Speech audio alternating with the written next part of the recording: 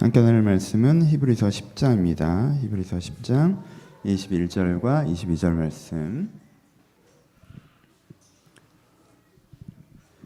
히브리서 10장 21절과 22절. 다시 하셨으면 함께 봉독하시겠습니다. 시작.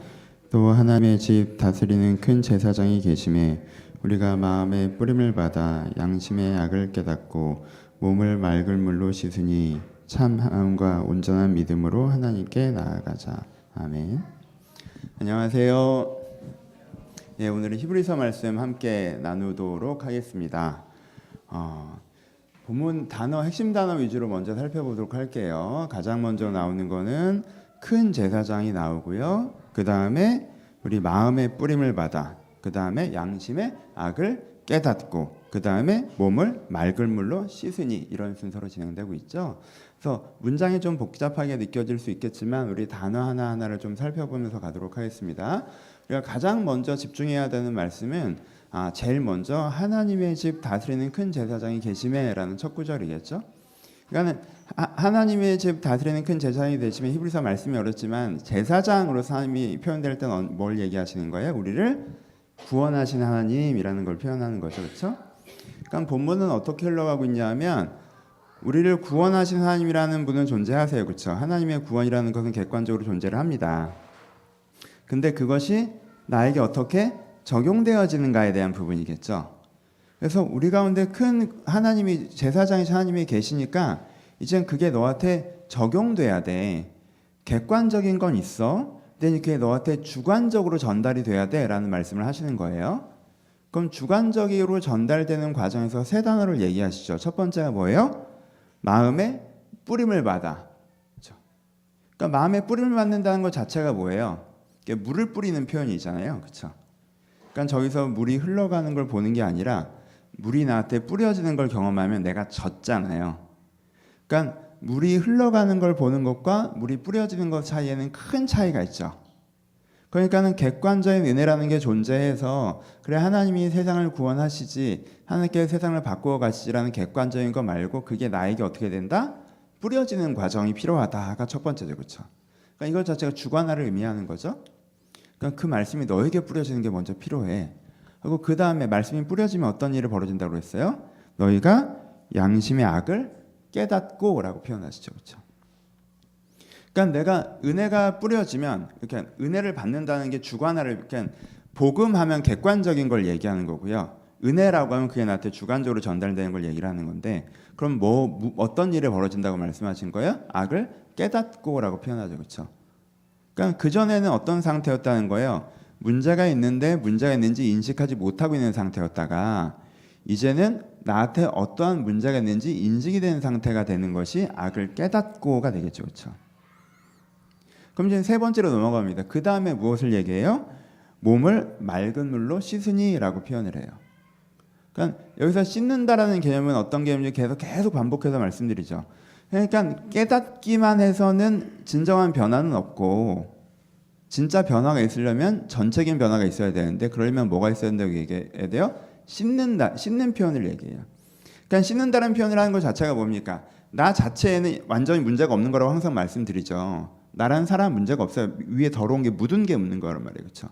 그러니까 이걸 씻어내기만 하면 내 원래 모습이 회복된다라는 거죠.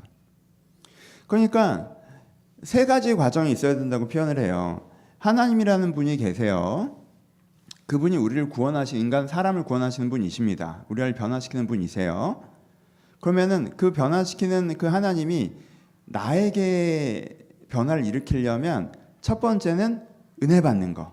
그러니까 그게 나를 향한 것이구나 라는 게 받아들여지는 게 필요하고, 두 번째는 그것을 통해서 이제까지 내가 이게 맞는 줄 알았는데 이젠 이게 맞는 거였구나 라고 깨닫는 과정이 필요하고, 세 번째는 깨닫는 것만으로 안 되고 그 깨닫는 것을 통해서 내가 내 안에 있는 잘못된 부분들이 씻겨져 나가는 게 필요하다라고 말씀하시죠. 그렇죠?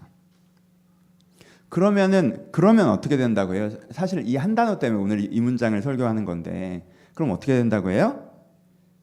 참 마음이 된다라고 표현을 해요. 참 마음과 온전한 믿음으로 하나님께 나아가자라고 표현해요. 그러니까 그러면 어떻게 된다는 거예요? 참 마음이 된다라는 게 오늘의 핵심 구절이에요. 다시 그럼 이 단어를 통해서 우리가 확인해 볼 수 있는 건, 본문을 설명했으니까 좀 더 이제 묵상을 해봅시다. 해볼 수 있는 건 우리한테 어떤 상태가 있다라고 말씀하세요. 내 안에 참마음인 상태가 있고, 이 참마음이라는 단어 자체가 뭘 설정해요?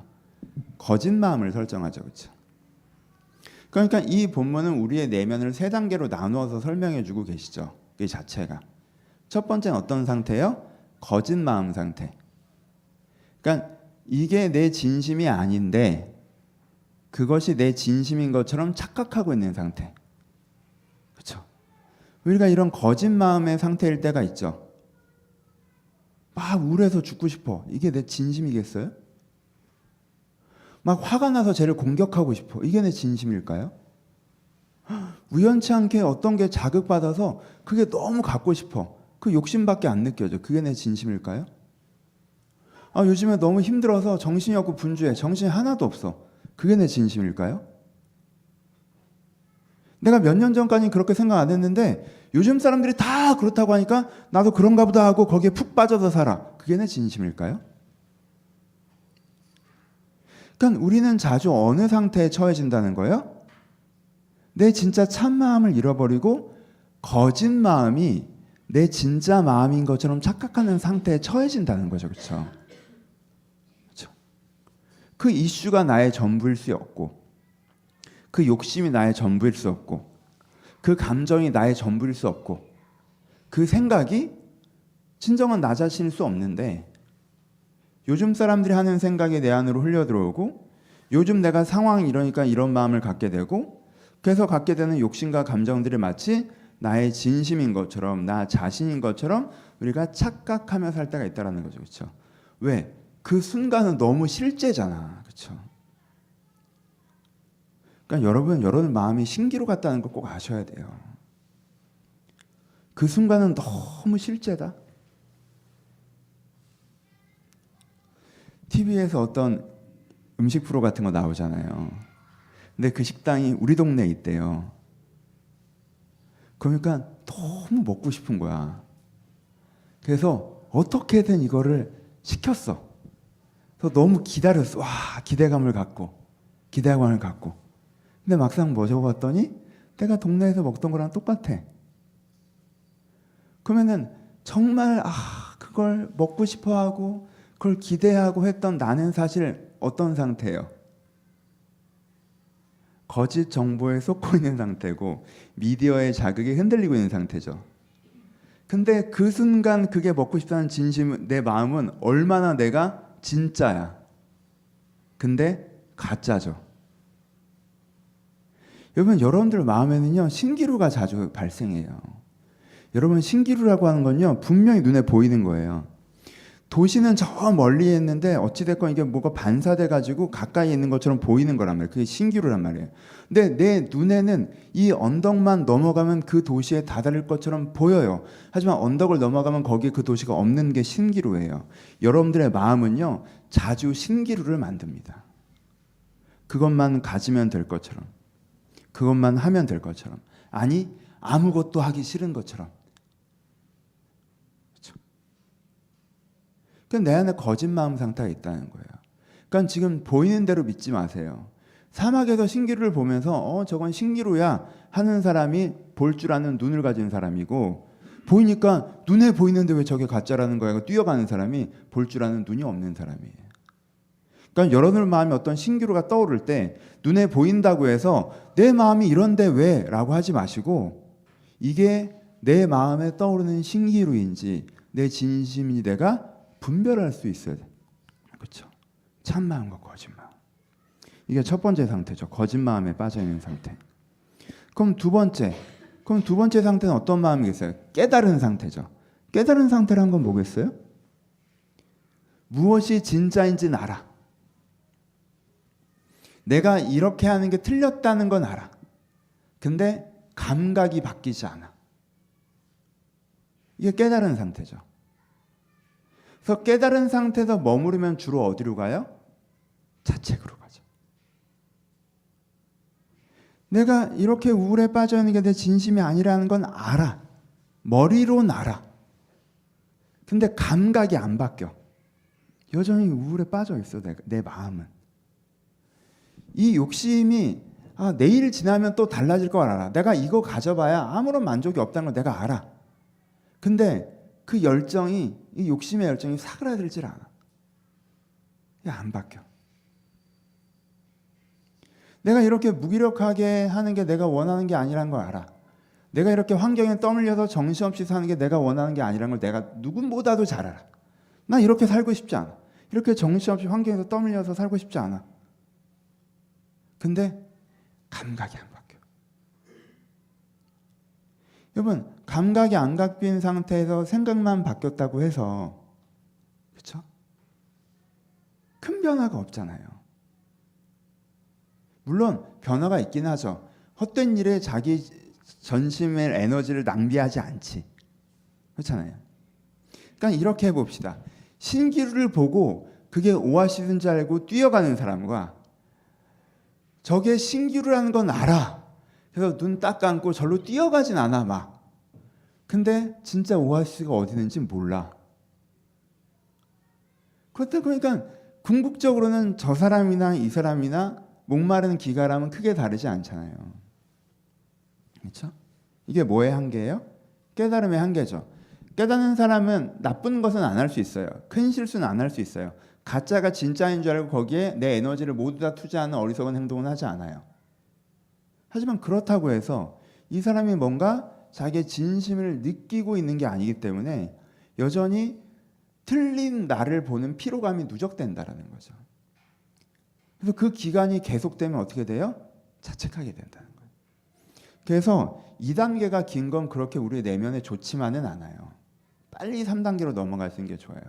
왜요? 내면의 피로도는 어떤 면에선 1단계보다 2단계가 더 크거든. 그렇잖아. 가짜가 진짜인 줄 알고 막 뛰어갈 때 그 순간은 기분이 좋잖아요. 내면에 피로도가 없다고. 그게 틀렸다는 걸 깨닫는 순간 절망감을 느끼겠지만 그 과정에서 피로도가 없단 말이에요. 근데 사람이 재밌는 게 뭐냐면 내가 한 달의 시간을 샀는데 그게 가짜인 줄 알고 뛰어간 시간이 15일이야. 그리고 그걸 알고 실망한 시간이 3일이야. 그리고 또 거짓 희망을 갖고 달려가는 시간이 나머지 10며칠이야 라고 하잖아요. 그럼 이 사람의 스트레스 총량은 상대적으로 적습니다. 근데 한 달 내내 나는 자꾸 지금 분노와 우울과 욕심과 이게 막 치받아 오는데 이건 내가 원하는 게 아니지 라고 하면 스트레스량이 더 많아. 이 사람이 머리가 더 많이 빠질 거예요. 그렇죠? 그냥 2단계에서 오래 있지 않으시는 게 중요해요. 악을 깨달았잖아요. 그럼 빨리 어디로 넘어가셔야 돼요? 몸을 맑은 물로 씻는 것으로 넘어가셔야 돼요. 여기서 몸이 진짜 몸은 아니죠. 여기서 왜 몸이라고 표현합니까? 우리의 전체를 표현하는 상징이 있어요. 우리 내면이 전체적으로 다 깨끗해지는 그런 시점들. 그것들이 우리 간에 경험돼야 된다는 거예요. 여러분들 살면서 이럴 때가 이게 신앙이 아니고도 있을 때가 있어요. 그런 비슷한 경험들이. 그러니까 뭐 제가 아는 어떤 친구가 정말 큰 사고를 당했었는데 정말 기적적으로 잘 큰 문제 없이 지나갔어요. 그러니까 정말 죽다 살아난 거죠.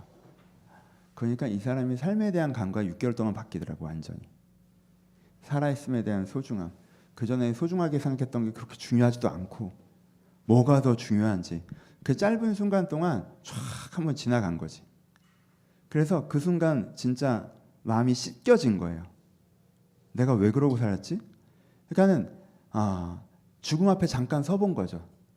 그러니까 죽음 앞에 잠깐 서보는 건 계시적 은혜거든요. 죽음 앞에 서서 절대 하나님을 믿는 사람이에요. 절대적인 기준 앞에 자기를 다시 한번 돌아보니까 자기가 지금 썼던 마음과 시간 이런 것들이 너무 아깝고 내가 헛된 것에 낭비했었고 내가 뭐가 그렇게 중요하다고 거기에 뛰어다녔을까 싶고 이제는 더 중요한 것이 무엇이고 그 순간 그 몇 시간 동안 마음이 쫙 깨달아진 거죠. 그래서 다시 나에게 삶의 기회가 주어진다면 이렇게는 안 살겠다고 딱 하고 6개월 동안 새 사람으로 살더라고. 7개월 때 돌아갔더라고. 우리가 그러잖아요. 여러분 목욕 한번 하고 1년 버티는 사람이 어디 있습니까? 그렇죠? 근데 은혜가 있다는 게 얼마나 대단한 거냐면 그런 경험을 해야 가능한 내면의 씻김이, 그렇죠? 인생의 어떤 중심을 건드려지는 경험을 해야 어디 정말 대단한 여행을 간다든가 엄청난 관계를 경험한다든가 그래야 경험할 수 있는 내면의 씻김이 하나님과의 교제 안에서 지속적으로 벌어지는 거죠. 그렇죠? 그래서 내가 하루 세상을 매일 은혜를 받는 사람은 하루 세상을 살면 그만큼 더러워져. 그렇잖아요. 우리가 뭘 더러운 걸 만지도 않았는데 집에 가서 손 씻어 보면 새카만 물이 나오잖아요. 하루 세상을 살면 그만큼 더러워지면서 매일 은혜를 받는 사람은 하루 세상을 살면 세상적인 생각이나 오늘의 감정이 내 안에 왔다가도 그날 저녁에 말씀 읽고 기도하다 보면 그게 싹 씻겨지는 거야. 이런 사람은 깨끗한 상태로 살죠. 근데 어떤 사람은 일주일 버텨요. 그렇죠? 일주일 동안 이렇게 막 세상의 생각들이 뭐 젖어 들어오고 하다가 다시 주일에 와서 예배 드리면 쫙 씻겨지고. 여러분 이렇게 목사님 주일에 오면 다시 은혜가 되는데 주중 가면 제가 또 아니 똑같지 않아요. 여러분 똑같지 않아요. 우리가 일주일에 한 번 씻었어. 그럼 또 가면 또 더러워지지. 근데 여러분 2주째 더러워지는 거랑 달라요. 그게 여러분은 경험치로는 지난주랑 비슷하니까 비슷하고 느꼈지만 그 주일 예배에 은혜 못 받고 여러분들 쭉 살잖아요. 6개월 지나봐요. 완전 이렇게 돼 있지. 내면적으로 진짜 더러워져요. 시리야? 네. 자, 그 시리가 얘도 대답한다. 이거 어떡할 거니? 그렇죠? 여러분 이 부분에 있어서 우리가 그 씻김이 사실은 우리를 계속 더 건강하게 살게 만들어줘요. 그렇죠? 근데 1년에 서너 번 있으신 분들도 있죠. 막 세상에서 정신없이 살다가 문득 어느 날 밤에 이게 아닌 것 같은데 하고 막 무릎을 꿇고 기도하다가 뭔가 하나님을 쫙 만나고 그리고 저한테 장문의 카톡이 한 번 오고 그다음 연락 없고 또 이제 한 6개월 또 이제 세상에서 사시다가 뭔가 이게 아닌 것 같은데라고 하면 또 무슨 한번 만나겠어요. 한번 만나고 근데 예배는 안 오고 또 이제 하고 그것도 되게 감사한 거죠. 그리고 그것조차 없으면 그리스도께서 떠납니다. 그렇죠? 완전히 거짓 마음이 참 마음인 줄 알고 살아가게 돼요. 그것도 되게 좋은 씻김이죠. 은혜가 있는 거죠. 근데 여러분 그 장면과 그 순간 여러분들이 다 경험하고 계시잖아요. 그러니까 그걸 여러분들 내가 그때 결단했는데 또 이렇게 됐어 이렇게 부정적으로만 생각하지 마시고 여러분 한 번만 씻으면 영원히 묻지 않는 우리 몸이 방수가 되는 것도 아니고 그렇죠? 그렇게 되는 건 아니니까 우리가 세상 살아가는 동안 더러워질 수 있죠 어느 정도.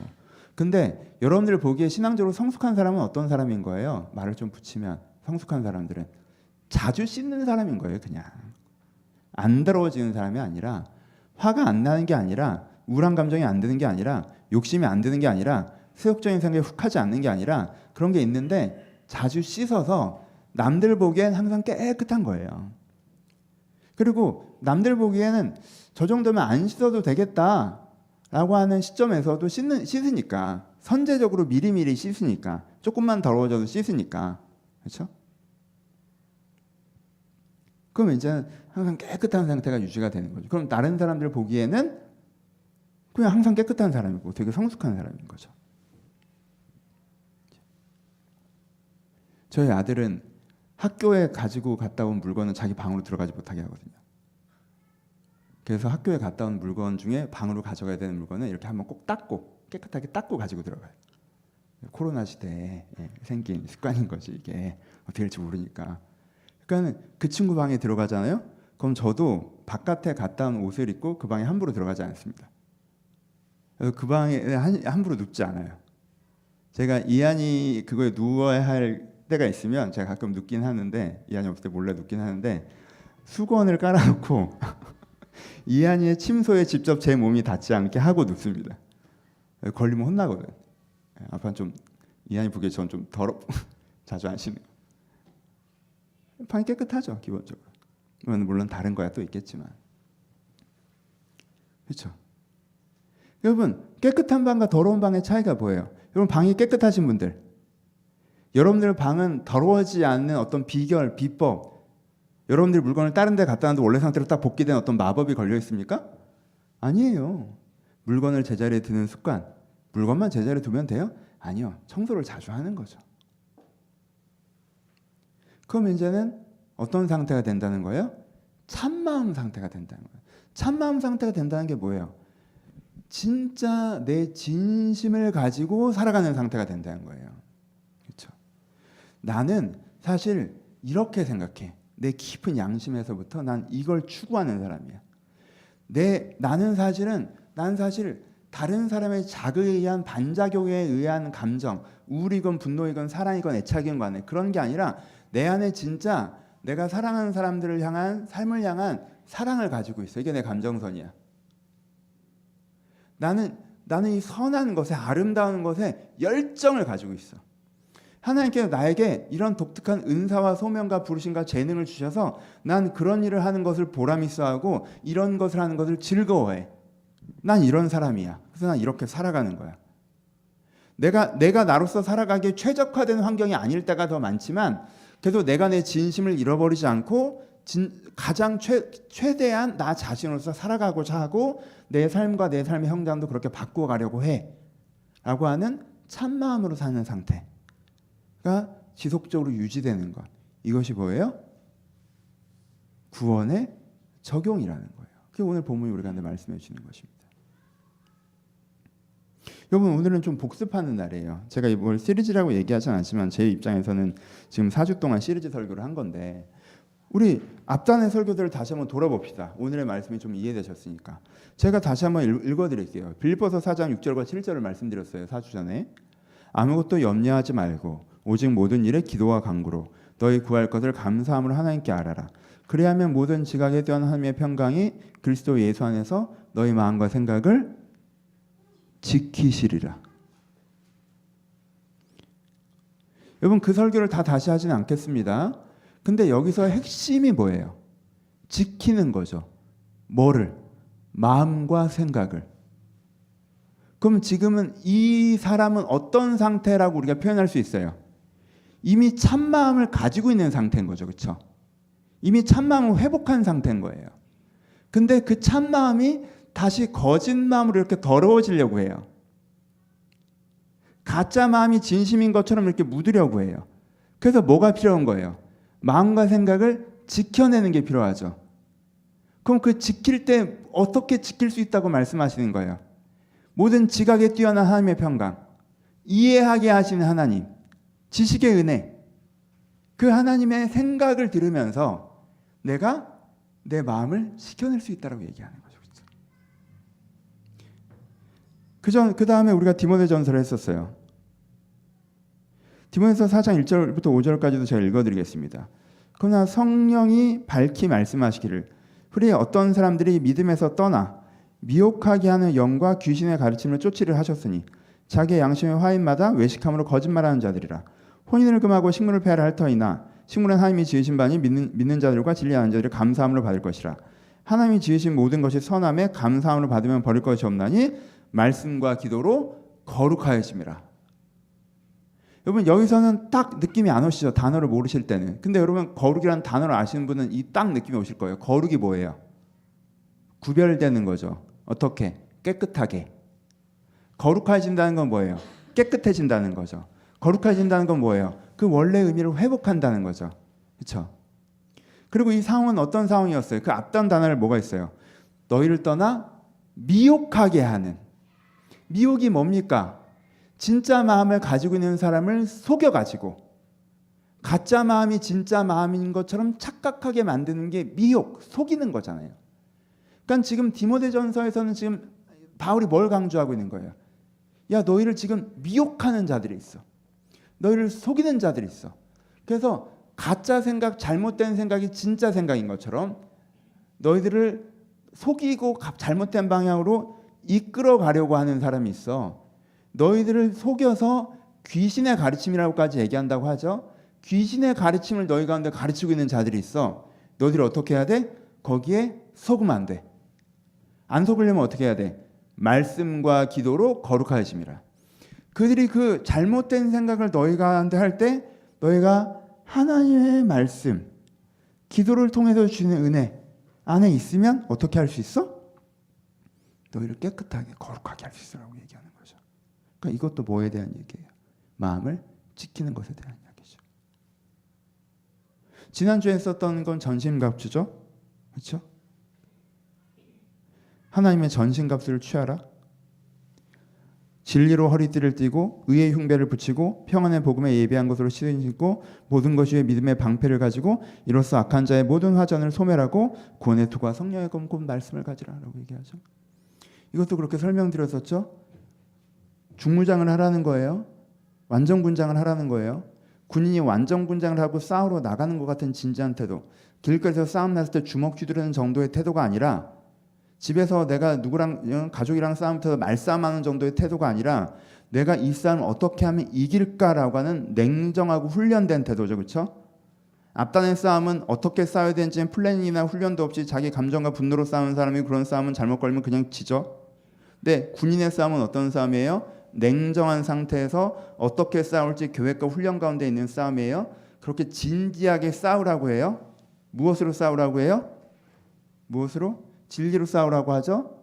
무엇으로 싸우라고 해요? 복음과 믿음과 구원으로 싸우라고 하죠. 무엇으로 싸우라고 해요? 성령과 말씀으로 싸우라고 그랬어요. 그러면은 복음과 구원과 믿음으로 싸워야 되는 싸움, 진리로 싸워야 되는 사람, 성령으로 싸워야 되는 사람이 무슨 싸움이라고 말씀드렸어요? 기본적으로 이거 가지고 우리가 뭐 해요? 우리의 영혼을 새롭게 하잖아요. 그렇죠? 이 싸움이 어떤 교회를 지키는 싸움이겠습니까? 단지 어디 나라를 지키는 싸움이겠어요? 이 싸움은 기본적으로 뭘 지키는 싸움이에요? 영적인 것들, 내 영혼을 지키는 싸움이고, 그 다음에 내 삶을 지키는 싸움이고, 그 다음에 하나님의 공동체를 지키는 사람이고, 세상을 지키는 싸움이죠. 다 해당되긴 하지만 기본적으로 어디가 출발점이에요? 내 마음을 지키는 싸움이죠. 그렇죠? 그러니까 여러분, 전 4주 동안 같은 설교를 했어요. 어떤 설교? 두 가지. 하나는 여러분들의 마음을 지키는데 진지하셔야 된다는 거예요. 마음을 지키는데 진지하셔야 됩니다. 여러분들의 진심을 깨닫고 지켜나가는데 진지하셔야 됩니다. 우리의 인생의 가장 큰 헛발질은 내가 내 진심이 무엇인지 모르고 가짜 마음을 진심인 줄 알고 계획하고 말하고 행동하고 살아간 그 6개월이, 그 1년이, 그 2년이 내 인생의 가장 큰 헛발질이 되고, 그게 내 인생의 가장 큰 올무로 돌아오지, 사실 내가 하나님 앞에서 나 자신으로서 바로 서 있다면 상황과 여건이 내 인생을 결정적으로 발목 잡지 않는다는 거예요. 그러니까 여러분들이 무엇에 진지하셔야 돼요? 마음을 지키는 것에 진지하셔야 돼요. 잠언에 뭐라고 말씀하십니까? 마음을 지킨 자가 성을 빼앗는 자보다 낫다고 얘기하셨어요. 네가 위대한 일을 이루어 봐라. 네가 네 자신을 잃어버렸는데. 그래서 네가 죽음의 순간에 나는 어릴 때는 그래도 내가 내 자신을 알고 살아갔는데 내가 나머지 내 인생 전체는 내가 무엇에 홀린 듯이 내가 원하지도 않은 것을 쫓으면서 살아갔구나라고 얼마나 후회된 인생입니까? 그래서 얘기하는 거예요. 마음을 지키는 것이 성을 빼앗는 것보다 낫다고. 내가 내 마음을 지켰더니 내가 성을 빼앗아야 되는 사람이구나라고 할 때 성을 빼앗는 것이지, 내가 내 마음을 돌아볼 때 난 성을 빼앗을 필요가 없는 사람이라고 생각하는데 왜 성을 빼앗습니까? 마음을 지키는 것이 너무나 중요합니다. 두 번째, 사실 더 하고 싶었던 얘기, 제가 사실 이 시리즈에서 계속 사실은 올해 하반기 내내 하고 싶었던 이야기, 하고 있었던 이야기는 무엇입니까? 이번 신앙생활은 여러분들의 참마음을 회복하는 것을 목적으로 한다는 거예요. 신앙생활은 참마음이 되는 것을 목적으로 합니다. 그렇죠? 그럼 신앙생활 자체에 대한 이야기를 좀 해봅시다. 여러분, 우리가 신앙생활이라는 걸 할 때 뭐든 그렇잖아요. 뭐든 우리가 신앙생활이라는 걸 할 때 그 목적, 우리가 무엇을 하든 간에 어떤 목적을 인식하고 하는 것과 인식하지 않고 하는 것은 굉장히 큰 차이가 있죠. 저는 학생이 친구들 만나러 학교 가요. 그래서 공부를 못하는 건 아니에요. 그렇죠? 학교라는 곳이 공부를 시키는 곳이니까 그냥 친구 만나고 왔어도 수업 시간에 앉아있어야 되고, 듣다 보면 무슨 말인지 아는 것도 있고, 시험 때 되면 다들 공부하니까 섞여서 공부도 하고 시험도 보고 하잖아요. 그렇죠? 그러니까 친구를 만나는 걸 목적으로 다녀도 공부를 아예 못하는 건 아니에요. 근데 그 친구가 같은 지적 능력을 갖고 있는 사람이라는 걸 전제할 때 공부를 하려는 목적으로 다니면서 친구들과 만나고 즐거워하는 것과 친구들을 만나는 걸 목적으로 다니면서 그냥 남들 친구들 할 때 공부하는 것과 갈 수 있는 결과치가 다르겠죠. 그렇죠? 그냥 내가 운동을 하러 갈 때 내가 몸을 만들겠다는 목적을 갖고 가는 것과 내가 그냥 남들 다 다니니까 나도 다녀야겠다라고 해서 왜 헬스장을 다녀? 헬스장에 있는 내가 좋아서 뭐 이렇게 다니는 것과 가서 이제 딱 이렇게 뿌듯하고 그래 나는 뭔가 하고 있어 이렇게 다니는 것과 결과치의 차이가 있겠죠. 신앙생활도 마찬가지라는 거예요. 여러분 신앙생활이라는 게 크게 5가지라고 말씀드렸어요. 예배드리고 말씀 보고 기도하고 그렇죠? 그리고 교제하고 봉사하고 이렇게 봉사의 선교 전도까지 넣어서 말씀드린다면 따로 하면 전도와 선교가 있는 거고 이 5가지 신앙생활이라는 걸 해요. 이게 내가 그냥 교회를 다니는데 갑자기 단기 선교를 간다고 해서 쭉 가고 교회를 다니면 예배 드려야 되니까 예배 드리고 그렇죠? 그러니까 나는 그냥 사람이 좋아서 다니는 건데 그냥 예배 드리고 단기 선교 가고 또 같이 양육하라고 하니까 그래 뭔지 모르고 가서 양육도 들어보고 해도 신앙이 늘어요 안 늘어요? 늘죠. 안 하는 것보다 하는 게 무조건 좋죠. 목적이 없이 해도 안 하는 것보다는 100배 낫습니다. 그렇죠? 목적이 다른 목적을 갖고 하더라도 안 하는 것보다 100배 나아요. 그런데 그렇게 하면은 결과치의 차이는 분명히 있다라는 거예요. 그렇죠? 내가 그것을 하는 목적이 하나님에서 바른 목적을 갖고 있을 때 내가 누릴 수 있는 영성의 깊이와 내가 그 목적이 아닌 상태로 할 때 그 영적인 깊이에는 차이가 날 수밖에 없다는 거예요. 그렇죠? 일반적으로 우리가 실수할 때는 어떻게 합니까? 이게 뭐 꼭 나쁜 것은 아닌데 뭐 옛날 거는 몇 가지를 해봅시다. 옛날 분들은 신앙생활을 할 때 우리가 이런 차이, 신분 유지를 위해서 신앙생활을 한다라고 생각할 때도 있었어요. 사실 정직하게 물어보면 그리스도인으로서의 신분을 유지하기 위해서 주일 예배 4번 정도 빠지면 회원권이 박탈될 수 있는 거죠. 이 사람이 교회 봉사나 뭐 이렇게 이런 걸 참여를 안 하면 정회원에서 준회원이 될 수 있는 거예요. 내가 하나님의 나라에서 하나님의 백성이고 하나님의 자녀이고 내가 하나님의 구원의 은혜 가운데 머물러서 영원한 나라로 가야 되는데 내가 신앙생활을 열심히 하면 VIP 회원이 되고 열심히 웬만큼 기본적인 거 하면 정회원이 되고 대충 하면 준회원이 되고 대충도 안 하면 회원권이 박탈된다. 1년에 한 번 하나님 이렇게 나와 함께 나의 신분을 정산하신다 라는 생각으로 신앙생활을 하시는 경우가 있죠. 여러분 이게 나쁘지 않아요. 이런 분들은요 일정 이상은 분명히 하십니다. 그리고 일정 이상 하다 보면 신앙이 또 유지되니까 그렇게 생각하시면서 다니셔도 제가 크게 뭐라고 하진 않아요. 근데 이렇게 생각하면서 신앙생활을 하면 일단은 참여에 대한 기본을 스스로 지키시죠. 근데 친구 만나러 다니면서도 뭐 여러분 친구 때문에 학교 다니고 친구 때문에 학원 다녀요. 여러분들 이렇게 붙잡아 놓고 너 친구 때문에 학원 가는 거 내가 다 알아. 그런 식으로 다닐 거면 학원 다니지 마. 이렇게 얘기할 건 아니잖아요. 안 다니는 것보다 훨씬 좋잖아요. 그렇죠? 그러니까 뭐 신앙생활의 목적이 선명하지 않고 조금은 틀린 목적으로 신앙생활을 열심히 한다고 해도 그게 꼭 나쁘진 않거든요. 그럼 그거 갖고 제가 뭐라고 하진 않아요, 사실. 여러분 그렇게 다니시는 분을 붙잡아 놓고 지금 성도님은 신분 유지의 개념을 가지고 신앙생활을 열심히 하시는 것 같은데 그렇게 하실 거면 안 하시는 게 낫다고 그건 틀린 말이에요. 그렇게 하는 게 나아요. 그렇죠? 그러니까 여러분 신분 유지의 생각이 많으신 분 내가 하나님 앞에서 이렇게 하면 왠지 준회원이 될 것 같은 두려움에 주일 2번까지면 죄책감과 두려움이 밀려오고 3번째까지는 연속으로 안 빠지시는 분들 계속 그렇게 생각하고 그렇게 하세요. 여러분 바꾸고 싶은 생각은 없어요. 근데 이런 생각의 단점이 뭡니까? 단점이 뭐예요? 예배 오면 할 거 다 한 거죠. 예배 참석이 중요한 거잖아. 참석이. 오면 할 거 다 한 거예요. 사귐의 시간 틀었으면 할 거 다 한 거예요. 내가 아무것도 못 느껴도 상관없어요. 내가 틀었잖아. 내가 봤잖아. 했다고. 내가 오늘도 봤다고 내가 헌금 내면 할 거 다 한 거예요. 내가 송금했잖아. 내가 헌금 냈다고. 내가 모임 참여하잖아. 할 거 다 한 거예요. 어떤 태도로 앉아있는 상관없어요. 내가 팔짱 끼고 위교 사람들은 좀 이상해. 이렇게 상관없어요. 내가 모임 참여했잖아. 내가 어떤 태도로 했는지를 신경 쓰지 않고 자기가 예배 시간에 와서 딴 생각해서 졸다 갔어도 사금의 시간 뭐 큐티 주중 예배 하지만 아무런 감동이 없었어도 그냥 듣기만 했어도 내가 모임에 참여해서 내가 제대로 되지 않은 열린 환대의 태도가 아닌 상태로 모임에 참여하고 있어도 내가 이걸 다 했으니까 난 잘하고 있다라고 생각해요. 어떻게 했는지 신경 쓰지 않고 내가 했다는 거에 집중하는 사람들의 기본적인 마인드는 뭐예요? 참여가 중요하고 등록이 중요하다는 거잖아요. 그건 뭐예요? 신분 유지의 태도죠, 기본적으로. 여러분 다시 말씀드리면 안 하는 것보다 100번 나아요. 그렇게 하다 보면 은혜의 순간이 있다니까. 근데 와서 너무 긴장감을 풀고 이렇게 대충 하니까 집중해서 하면 더 잘 되게 잘 안 된다. 그런 아쉬움을 얘기하는 거죠. 어떤 분들은 신앙생활을 하나님의 커다란 프로젝트에 동참하는 것이라고 생각합니다. 하나님께서 세상을 이렇게 바꿔나가실 거야. 내가 이 대단한 프로젝트에 동참할 거야. 그 프로젝트에 동참하면 내가 내 인생에 보람 있는 걸 하고 보람을 느낄 수 있고 자부심을 느낄 수 있고 그 프로젝트에 참여하는 동안 하나님께서 나름대로 백업을 하시기 때문에 내 환경과 상황과 그것도 함께 돌보실 거고 그러니까 이 프로젝트에 참여하는 게 너무너무 좋은 일이야.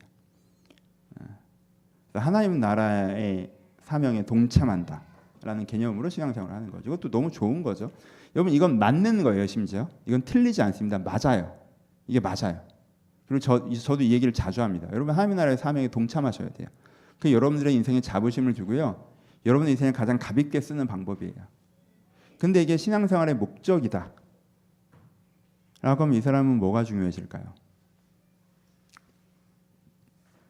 예배 시간이나 기도 시간이나 말씀 시간이나 이런 거 약간 스탠바이 하고 있는 것 같은 기분이에요. 그거는 초보자들이 하는 거고.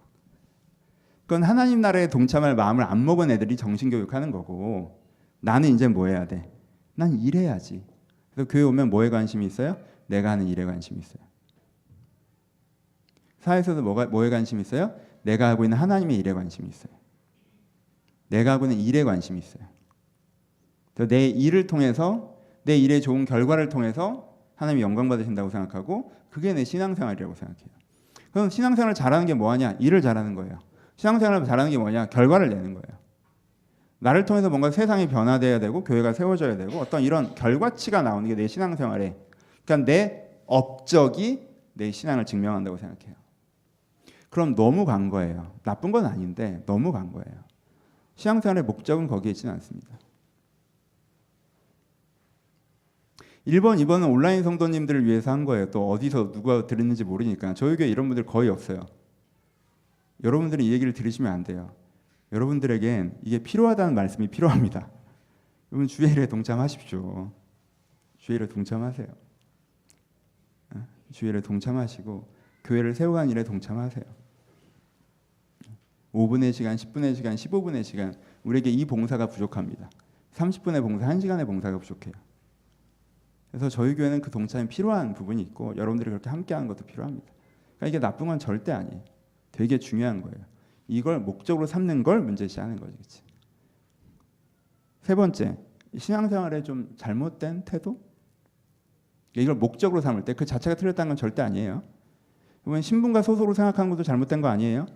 하나님 나라에 동참하는 걸 생각하는 것도 잘못된 거 아니에요. 근데 그게 목적이면 문제라고 얘기하는 거죠. 1차 목적이 되면. 세 번째는 무엇입니까? 내가 오늘 하나님과 교제하는 게 신앙생활이라고 생각하는 거예요. 여러분 남해섬 성도님들은 이 말씀을 잘 들으십시오. 내가 오늘 하나님과 교제하는 걸 나의 신앙생활이라고 생각해요. 지금의 나는 거짓된 나일 수도 있잖아요. 근데 현재의 나의 상태에서 하나님과 동등한 교제를 하는 게 신앙생활이라고 생각해요. 하나님, 제 생각은 이래요. 하나님 생각은 그러세요? 그럼 그분은 저랑 생각이 좀 다르네요. 근데 이 부분은 생각이 같으니까 이 정도 같이 갑시다. 하나님, 전 그렇게 하는 거 하나님이 잘못하셨다고 생각해요. 하나님이 이 부분까지 터치하신 건 좀 부담스러운데요. 전 하나님이 이런 부분이 참 좋아요. 근데 하나님이 이런 부분은 싫어요. 근데 하나님이랑은 이 정도 관계로 제가 지내는 것 같아요. 하나님 이 부분 도와주실 수 있으세요? 아니면 제가 알아서 하고요. 근데 좀 섭섭하긴 하네요. 이것 정도는 도와줄 수 있었다고 생각했는데 아니면 제가 동급이라고 생각해요. 하나님과 교제하는 건 되게 좋은 것이죠. 하나님과 진정성 있는 대화를 나누는 건 되게 좋은 거예요. 하나님 지금 제가 어떻습니다. 이렇게 교제하는 건 너무나도 좋은 거예요. 근데 신앙생활이 하나님과 교제라고 생각하는 사람들은 신앙생활의 핵심이 하나님과 교제라고 생각하는 사람들은 영적으로 성장하지 않습니다. 아예 안 한다는 건 아니고, 그렇지? 그러니까 얘기하잖아요. 갈 수 있는 최대치라는 게 있는데 이게 거기까지 잘 못 가요. 왜? 하나님과 동급으로 얘기하면 내가 완고하잖아요. 지금 내 생각이 맞고 지금 내 감정이 맞잖아요. 이런 내 모습을 하나님이 존중해 줘야 된다고 생각하잖아요. 이걸 거짓된 마음이라고 생각하지 않잖아요. 이게 자체가 바뀌어야 된다고 생각하지 않는다고. 이 자체가 내 문제라고 생각하지 않아요. 영원히 새롭게 되는 게 내 지향점이 아니에요. 그러면 하나님과 동급으로 얘기해요. 그래서 다른 사람 보기엔 신앙이 되게 좋아 보이기도 해요. 하나님과 되게 친해 보이기도 하고, 하나님한테 이런 분이 너무 섭섭하고, 나 하나님에 대해서 그래도 이런 마음을 갖고 있고, 막 되게 친한 친구 같아. 오랫동안. 왜? 그 대화를 여러분, 이 사람이 인연이라는 게 여러분들이랑 저도 어떤 관계에서는 여러분들이 저에게 충분히 은혜 받지 않고 여러분 나름의 생각과 생각으로 살아가더라도 여러분 10년 동안 하면 그 정이란 게 쌓이고, 그쵸? 관계란 게 붙잖아요. 그런 것처럼 하나님과 친밀하고 친숙해요. 하나님을 가깝게 느껴요. 왜? 알고 지낸 지 오래됐으니까. 근데 저렇게 하나님을 가깝게 느끼는데 왜 저렇게 안 변할까? 라고 하면 하나님과 자기가 동급이라고 생각해요. 그래서 동등한 교제를 해요. 난 이렇고 하나님은 그렇다. 그 부분은 섭섭하다. 이건 이렇게 해달라. 안 해주면 어쩔 수 없지. 이 부분은 되게 감사하다. 그래도 이 부분 때문에 내가 하나님을 믿고 신뢰한다. 이 부분은 진짜 고맙다. 이럴 땐 내 마음을 좀 받아달라. 왜 안 받아주냐? 이건 이렇다. 저건 저렇다. 남편이랑 지내든 아내랑 지내든 남자친구랑 지내든 여자친구랑 지내든 동등한 두 인격이 대화하고 교제하는 것처럼. 그래서 주일날 예배를 드리고 성경을 읽어도 이 부분은 마음에 안 드는데 이 말씀은 마음에 드네. 하나님 왜 이건 이렇게 하시는 거예요? 이렇게 하면 안 되는 거 아닌가? 주일날 와도 하나님 저 이번 주에 이랬고 이번 주에 이랬고 저랬고 근데 그렇게 하다 보니까 뭐 그렇게 하나님한테 그렇게 기도해봐야 뭐 바뀌는 것도 없고 그냥 말하고 싶지도 않고 그래서 관계를 끄는 건 아니지만 좀 하나님이랑 권태기고. 여러분 신앙생활의 목적은 여러분들의 신분을 유지하기 위한 게 아니에요. 1년 52주 다 오시면 정회원이고 40주 못 채우시면 준회원이고 봉사와 헌금도 열심히 하시면 VIP 회원이고 이렇게 되는 건 아니에요. 그렇죠? 그 내용이 중요하죠. 그 신앙생활의 내용이. 했느냐 안 했느냐보다 내용이 중요해요. 신앙생활은 단지 액팅이 아니에요. 여기서 하는 말씀과 기도와 교제 이런 거는 정신교육이고 신앙생활을 하는 건 내가 하나님을 위해서 뭔가 업적을 쌓는 것이고 그 결과치가 나를 증명해내는 것이고 그렇게 하는 건 아니에요. 내가 하나님의 은혜 가운데 그렇게 살아가야 되는 너무너무 중요한 게 있고 이 세 가지 중에 굳이 그래도 정답에 가까운 게 있다면 2번이지만 그래도 이것 자체만으로는 신앙생활의 목적이 되어서는 안 돼요. 3번, 여러분 하나님과 동등한 교제를 하는 감정선을 갖고 있다고 하나님과 친밀하시고 신앙이 좋다고 오해하지 마세요. 하나님 위고 여러분들은 아래예요. 창조하신 피조물을 주님을 알아가는 거예요. 거짓된 자아를 갖고 있는 사람이 참된 자아를 찾아가는 게 신앙생활이에요. 지금 여러분들의 감정과 생각이 다 맞고 옳고 이것이 나다.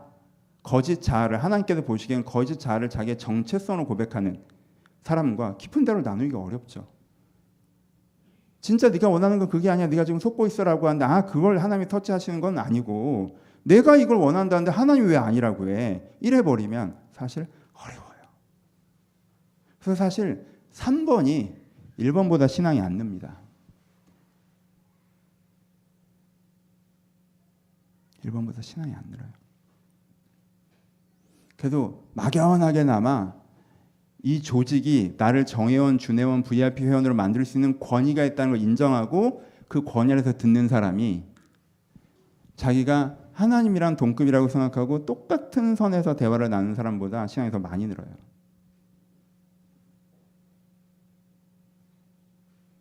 여러분들의 신앙생활의 목적을 어떻게 두고 계십니까? 신앙생활의 목적은요. 다 있죠. 우리가 하나님의 안에서 소속감을 느끼는 것도 있고 하나님과 진솔한 교제를 하는 것도 분명히 있죠. 저도 하나님과 그런 대화를 분명히 합니다. 하나님 이렇게 하시면 어떡합니까? 대화하죠. 제가 여러분들 그런 기도를 가르치기도 해요. 다윗도 그렇게 기도하잖아요. 쟤네들 다 좀 죽여버리라고. 언제까지 누워 계실 거냐고 진솔한 대화 얘기를 해요. 하지만 다윗은 그 기도가 자기의 신앙의 전부는 아니죠. 그렇죠?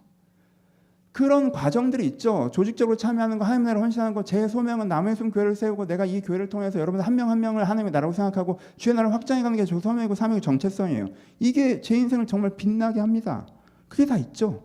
그게 틀렸다는 게 아니에요. 잘못되는 게 아니라 나쁘다는 게 아니에요. 하지만 그 세 가지가 더 중요한 것의 자리를 빼앗으면 안 된다는 거예요. 더 중요한 것의 자리는 뭐예요? 더 중요한 것은 무엇입니까? 여러분들이 참마음을 회복하는 거예요. 여러분 안에는 여러분들의 진심도 아닌 그 감정과 생각들을 씻어내고 그 분노와 우울함과 무기력, 그 애착과 욕심, 요즘 사람들이 하는 유행하는 사고방식 이런 것들을 씻어내고 내가 진심으로 원하는 것, 추구하는 것, 내가 느끼는 것, 그것을 느끼고 내가 나로서 살아갈 수 있는 것, 내가 나를 회복해가는 것. 그래서 내 환경이 나를 어떻게 하지 못하는 것. 내가 나 자신을 느끼고 있기 때문에 만족하고 나 자신으로 살아가고 있기 때문에 즐거운 것. 그것이 우리가 생각하는 신앙생활의 추구예요. 그래서 예배 올 때마다 이 목적성을 가지고 오시는 게 너무 좋습니다. 그냥 오셔도 너무 좋지만 더 좋은 건 내가 오늘도 예배 자리에 나와서 그래 오늘 목사님이 마음에 드는 얘기를 하나 보자가 아니라 그냥 예배 자리에 앉아 있으니 너희들이 나를 감동시켜 봐라라고 영화관에 앉아 있듯이 앉아 있는 것이 아니라 내가 이 자리에 와서 내가 갖고 있는 감정을 쏟아내고 내가 원하는 소원을 고백하고 가는 게 아니라 내가 예배 가서 내가 마음을 했으니 마음이 풀어지나 보자, 소원을 고백했으니 상황이 나아지나 보자 이렇게 하는 것이 아니라 내가 오늘도 이 예배를 통해서 내 마음을 씻고 내가 거룩하여지며 내가 오늘도 예배를 통해서 주님과 교제하며 주님의 은혜의 복음관에서 내 영혼이 회복되는 시간이를 바랍니다 라고 고백하며 걸어와서 앉아있는 것과 차이가 발생한다는 거예요. 그럼 예배는 설교를 가장 긴 시간을 하지만 설교가 클라이막스는 아니에요. 예배의 정점은 어디입니까? 예배의 정점은 기도예요. 그렇죠? 기도예요. 예배의 정점은 고백이거든요. 예배는 고백의 시간이지 무언가를 배우는 시간이 아니에요. 여러분들이 고백해야 내용들을 매주 몇 가지를 설명해 주는 순서를 갖는 게 개신교 예배의 방식인 거지. 구약 시대는 그 고백을 제사의 형식으로 드렸고 캐톨릭에서는 그 고백을 예식의 형태로 드리고 그리고 개신교에서는 그렇게 하니까 좀 형식화되더라고 해서 그 의미를 설명하는 강연의 형태를 띠고 있을 뿐이에요. 또 어떤 데서는 그 고백을 찬양의 형태로 드리고 그렇죠.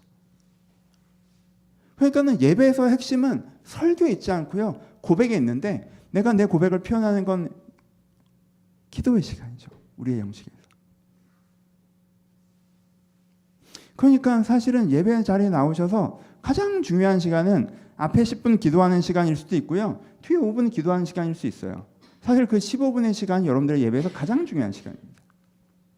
내가 이미 고백적인 진심을 가지고 예배 자리에 나와서 그 묵상하는 10분 동안 그 고백을 드러내거나 혹은 내가 설교를 들으면서 다시 한번 깨달아진 부분이 있어서 그 은혜가 나의 은혜가 되길 기대하며 내가 하나님 앞에 고백하거나 그래서 그 고백의 시간을 통해서 내가 하나님께서 살아계신 하나님께서 여러분 가운데 함께 하셔서 지금 여러분 마음에 어떤 변화를 만들어내시는 것 그래서 예배를 드리고 나왔더니 내 마음이 조금 더 깨끗해지는 것을 경험하는 것 내 영혼이 더 가벼워지는 걸 경험하는 것 이것이 예배의 핵심이에요. 예배의 클라이막스. 이게 신앙생활의 목적입니다.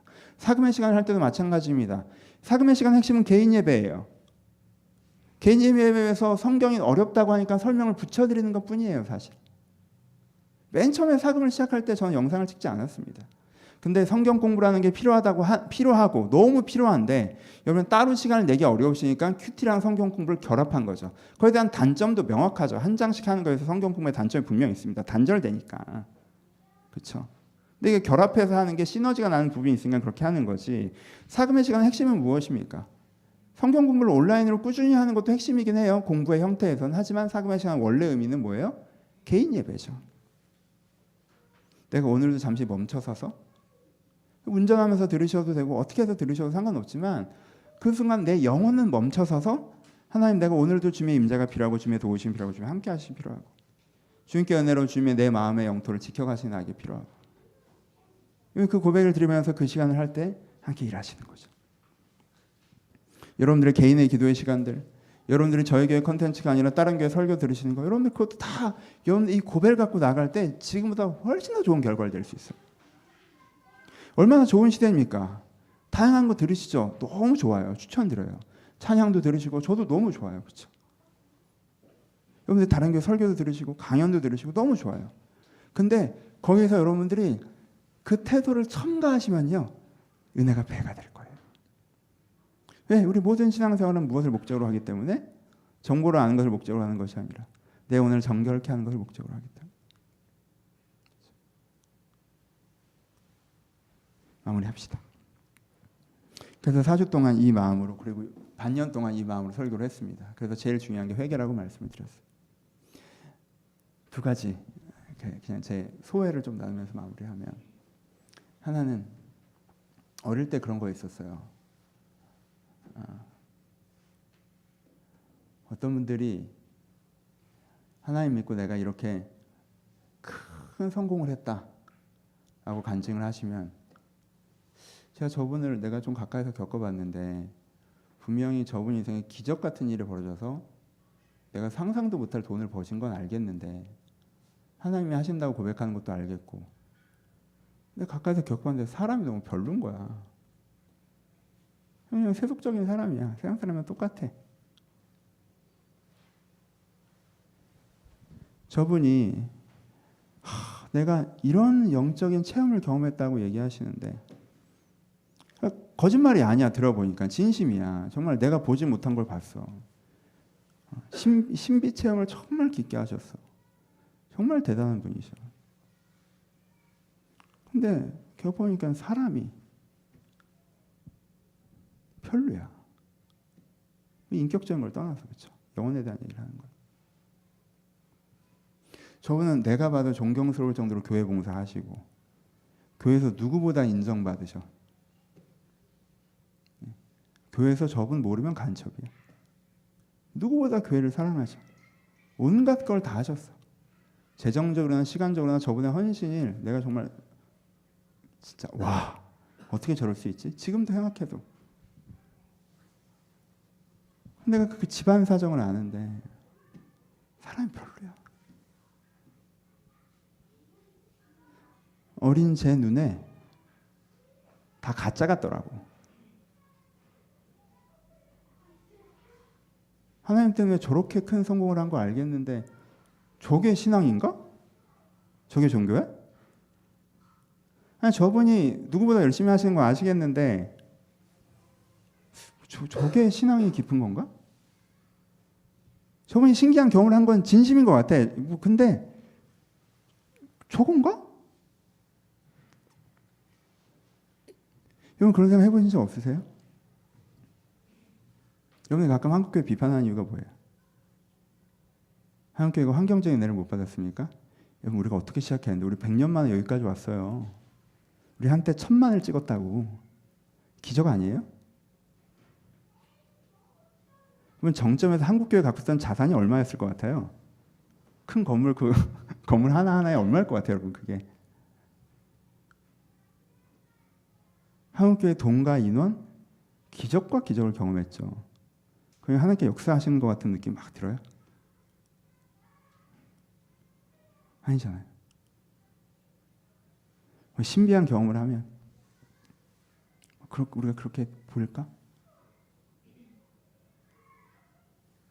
여러분, 저는 여러분들과 제가 비슷한 세대를 겨뤄온 부분이 있죠. 우리에게 이 의심이 있어요. 한국교회가 외형적으로 위대한 시대를 만들어가는 걸 우리가 어릴 때 봤었는데 그때 뭐 쭉쭉쭉 그랬지. 근데 그때 우리가 갖고 있던 의심이 저게 신앙인가? 저게 신앙이 좋은 건가? 저렇게 교회 봉사 열심히 하고 인정받는 게, 저렇게 하나님을 믿어서 사회적으로 큰 성공을 한 게 어떤 신비한 경험을 하는 게 신앙인가? 저건 뭔가 핵심이 빠져 있는 것 같은데? 라고 생각한 적 혹시 없으십니까? 그때 우리가 있어야 된다고 얘기했던 게 뭐예요? 이게 있어야 신앙이지 하고 여러분들이 막연하게나마 제가 막연하게나마 라고 생각했던 건 뭐냐면요, 저 사람의 중심이 뭔가 세상 사람과 다른 거였어요. 저 사람이 뭐 대단한 일을 해내는 사람이고 대단하게 부자가 아니어도 평범하고 가난하게 소박한 삶을 살아가도 저 사람의 중심은 뭔가 세상 사람과 다르다. 저 사람이 무슨 신비 경험을 했건 뭐 교회에서 이거 다 떠나서 저 사람의 중심이 세상 사람과 다르다. 제가 지금도 그런 분들을 봬요. 그러면 저분은 나보다 정말 신앙이 좋구나. 언제? 큰 교회 하는 사람 볼 때? 막 이렇게 막 누구보다 열심히 대단한 일하는 사람 볼 때? 업적을 이룬 사람 볼 때? 아니요. 대단한 일을 한 목사님을 만났는데 대단한 일에 사업을 벌인 평신도를 만났을 때랑 똑같은 사람을 얘기하는 기분이 들 때도 있어요. 언제 이래요? 저 목사님은 성경도 사실 솔직히 얘기하면 나보다 잘 모르는 것 같은데 신앙은 나보다 훨씬 더 좋아. 라고 느낄 때 그 사람이 영혼이 보일 때요. 나보다 훨씬 더 그 참 마음이 이렇게 막 드러나는 거 볼 때. 그 사람이 중심이 이렇게 바뀌어 있는 거 볼 때. 저분이 정말 평신도시지만 그냥 정말 그러시지만 나보다 신앙 훨씬 좋구나 저분이. 영혼이 보이거든. 그때 진짜 하나님 이 땅 가운데 일하시는구나. 나 신앙생활 좀 열심히 하고 싶다. 이런 게 이게 저희 할머니가 90대 돌아가셨는데 저희 할머니는 저를 만나면 항상 매일 저를 위해서 기도해 주셨는데 할머니가 없어서 나를 위해서 기도하는 총량이 좀 줄어든 기분이 들어. 할머니가 많이 했나 봐. 그분이 항상 저한테 내가 너를 생각할 때마다 조영기 목사님처럼 되라고 기도한다라고 하는데 이게 축복인지 저주인지 내 입장에선 내가 가는 길이 다르니까 이게 할머니 그러면 제가 조영기 목사님까지는 아닐 것 같고 제가 타협안으로 큰교회 목사님 한 분을 내가 제시를 할 테니까 이름을 좀 바꿔달라고 해야 되나 이게. 그분이랑 저랑 신앙과는 다르죠. 근데 그분의 진심을 하나님께서 받으셔서 저를 축복하셨다는 걸 제가 확실히 알고. 또 하나, 저는요, 할머니는 그렇게 얘기하셨지만 저는 종기 목사를 개인적으로 모르니까 할머니 정도 신앙이 좀 좋아져야 될 텐데라는 생각은 해요. 그분이 나보다 신앙이 좋았거든. 그분이 저보다 신앙이 좋았어요. 신앙은요, 설득력 있는 성경 공부가 되어 있고 교리적인 완성도를 높게 갖고 있다고 이루어지는 게 아니에요. 여러분, 남의 숨 성경 공부를 통해서 여러분이 조금 더 복음에 대한 합리적인 이해를 갖고 있다고 생각하시는 분들도 계시는데 여러분들 입장에서도 합리적일 수 있고 복음적일 수 있죠. 그건 전 자부심이 있어요. 큰 도움을 드리는 거라고 생각해요. 하지만 그것이 여러분들의 영적 자부심이랑은 아무런 상관이 없어요. 신앙은요, 마음을 새롭게 함으로 변화를 받는 거예요. 마음이 새롭게 되는 거, 변화를 받는 거예요. 여러분들이 새해 이렇게 진지하게, 우리가 또 다른 주제를 다루어 가겠지만 우리가 내년에 여러분들이 이렇게 진지하게 신앙생활 해보셨으면 좋겠어요. 진지하게. 그냥 다니던 데니까 다니고, 그냥 사람들 좋으니까 다니고, 또 소속감도 생기고 뭐 보람도 있으니까 다니고, 내가 어려울 때 도와주시니까 다니고, 다니면서 하나님이랑 그냥 친구 같아서 다니고, 다 좋아. 근데 다 좋지. 저도 그랬어요. 지금도 좀 그렇고. 근데 여기서 목적을 조금 선명하게 하면 확 올라가더라고. 정말 부끄럽게 얘기 드리는 거예요. 저도요, 전 역할을 하는 사람이잖아요. 그러니까 제가 어느 날은 역할만 해요. 예배 끝나잖아. 너무 피곤해. 제 입장에서 일주일에 한 번씩 퍼포먼스가 있잖아요. 원고를 처음부터 끝까지 짜가지고 내가 1시간 동안 여기서 뭘 한단 말이에요. 여러분들 듣기엔 재미도 없고 지루할 수도 있겠지 모르겠지만 내 입장에서는 되게 최선을 다하는 거라고. 하잖아요. 너무 피곤해. 근데 사실 이 말씀이 제가 들은 말씀이잖아요. 제 진짜 예배는 주중에 일어나거든요. 주중에 이 말씀을 준비할 때 내 메인 주일 예배란 말이야. 근데 어떤 때는 주일 예배 시간에도 내가 그 고백을 드리면서 하잖아요. 그러면은 너무 좋아. 너무 좋아. 그러니까 저도 실수할 때 많아요. 못할 때가 많아요. 주일 예배 습관적으로 할 때도 저 많아요. 역할로서 할 때도 많고, 오늘 사람들 반응이 좋았으니까 오늘 예배 괜찮다 이렇게 생각할 때도 있어요. 하나님 보시고 환장할 일이지.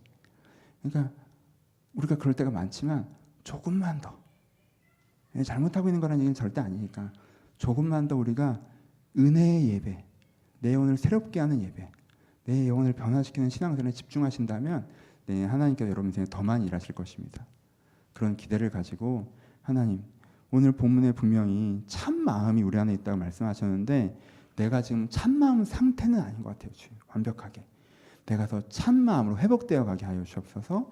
나의 모든 예배와 기도와 은혜를 통해서 내가 그런 사람 회복되기를 소원합니다. 이렇게 기대하실 때 주님께 여러분들의 인생 가운데 일하실 것입니다. 그런 은혜가 있기를 주님의 이름으로 축복합니다. 우리 같이 기도하시겠습니다.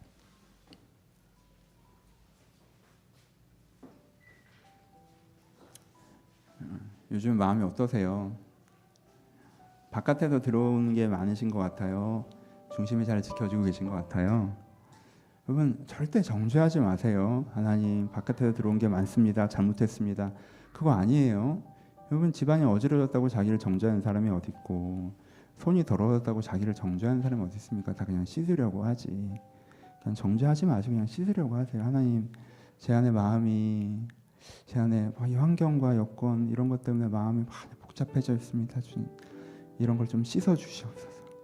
내가 나의 진심을 회복할 수 있도록 은혜 달라고, 나의 신앙생활이 그런 은혜의 시간이 되게 해달라고 우리 들을 말씀 생각하시면서 먼저 같이 기도하도록 하겠습니다. 기도하겠습니다. 아버지, 이들에게 은혜를 주시옵소서. 아버지, 이들에게 은혜를 주시옵소서. 아버지, 저희들이 참 마음을 회복할 수 있도록 이들의 가운데 은혜를 주시옵소서. 아버지, 이들이 참 마음을 회복할 수 있도록 이들의 가운데 은혜를 주시옵소서. 아버지, 이들이 참 마음을 회복할 수 있도록 이들의 가운데 은혜를 주시옵소서. 아버지, 이들 가운데 참 마음을 회복할 수 있도록 주님께 은혜를 주시옵소서. 아버지, 참 마음을 회복할 수 있도록 주여 은혜를 주시옵소서. 아버지, 참 마음을 회복할 수 있도록 주여 은혜를 주시옵소서.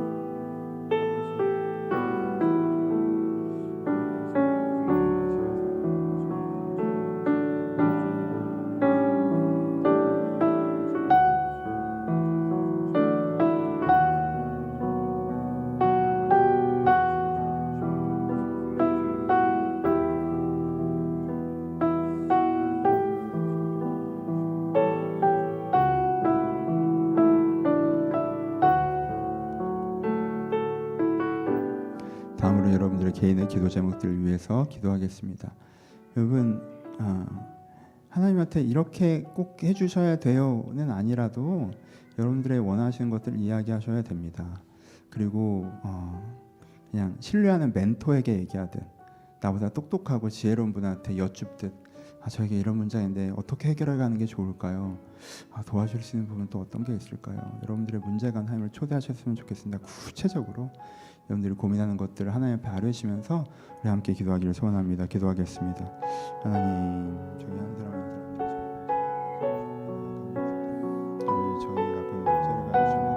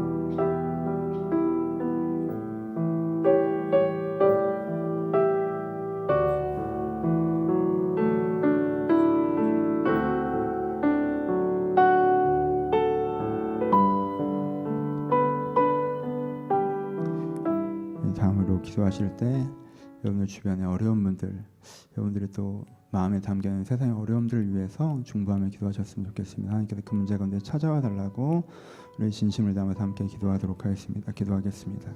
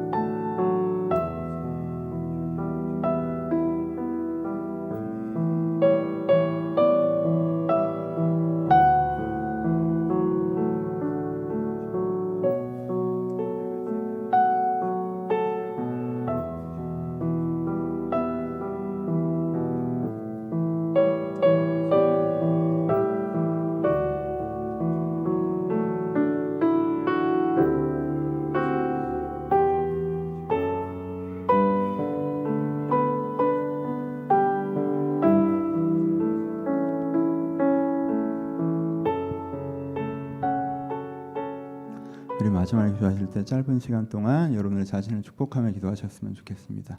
여러분, 우리는 왕 같은 제사장입니다. 최소한 여러분들을 축복할 권위와 권능이 여러분들 가운데 있습니다. 여러분들의 영혼을 축복하시고 여러분들의 삶을 축복하세요. 내 영혼이 회복되기를, 내 삶이 하나님께서 함께 하셔서 내 삶 하나님께 만지기를 하나님 그렇게 하실 것입니다. 하나님 예수 그리스도의 이름으로 축복하오니 회복되어라. 여러분들 영혼과 삶을 위해서 축복하는 기도를 드리고 제가 축도함으로 예배를 마치겠습니다. 기도하겠습니다. 하나님 아버지, 주님 이름으로 삶을 다음으로 축복합니다. 주님